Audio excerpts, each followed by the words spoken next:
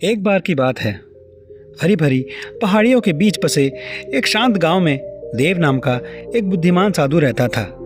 देव ने अपना दिन शांतिपूर्ण मठ में बिताया, जहां उन्होंने दया और समझदारी के सरल पाठ पढ़ाए।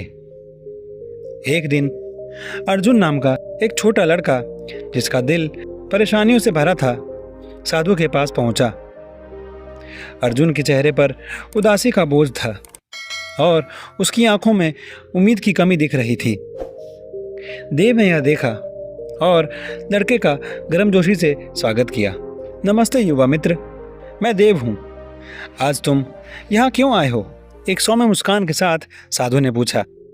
अर्जुन ने आह भरी और देव के साथ अपनी परेशानियाँ साझा की। जीवन कठिन हो गया है और मैंने सारी उम्मीदें खो दी हैं। मुझे नहीं पता कि अब क्या करना है। देव ने ध्यान से सुना और फिर कहा, अर्जुन, मैं तुम्हें एक कहानी सुनाता हूँ। यह एक छोटे से बीज के बारे में है, जो सोचता था कि उसकी दुनिया खत्म हो रही है। जब उसे मिट्टी में दफनाया गया तो वह खत्म हो रहा था। उसे क्या पता था कि यह तो बस एक नए जीवन की शुरुआत है। उत्सुकता से अर्जुन ने झुककर और अधिक सुनने की इच्छा जताई।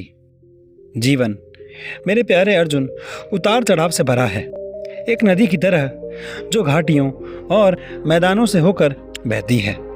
कभी कभी हमें ऐसी चुनौतियों का सामना करना पड़ता है जो दुर्गम लगती है, लेकिन प्रत्येक चुनौती के भीतर विकास का अवसर छुपा होता है। देव ने आगे कहा, जब आप सारी उम्मीद खो देते हैं तो यह एक पहाड़ की छाया में खड़े होने जैसा होता है। चढ़ाई कठिन लग सकती है, लेकिन प्रत्येक कदम के साथ आप शिखर के करीब पहुंचते हैं, जहां का दृश्य लुभावना होता है। अर्जुन ने इन शब्दों पर विचार किया। देव की बुद्धिमत्ता की सरलता में आराम पाया। याद रखो अर्जुन, देव ने कहा, आशा उस सूरज की तरह है जो हर सुबह उगता है और अंधेरे कोनों में रोशनी लाता है। चुनौतियों को गले लगाओ, क्योंकि वे एक मजबूत और समझदार व्यक्ति बनने के लिए छोटे छोटे कदम हैं। अर्जुन ने एक नए दृष्टिकोण के साथ मठ छोड़ दिया, अपने दिल में भिक्षु की शिक्षाओं को लेकर। जैसे जैसे समय बीतता गया, उसने जीवन की चुनौतियों का साहस के साथ सामना किया, यह जानते हुए कि प्रत्येक संघर्ष के भीतर आशा के खिलने का एक बार फिर अवसर था।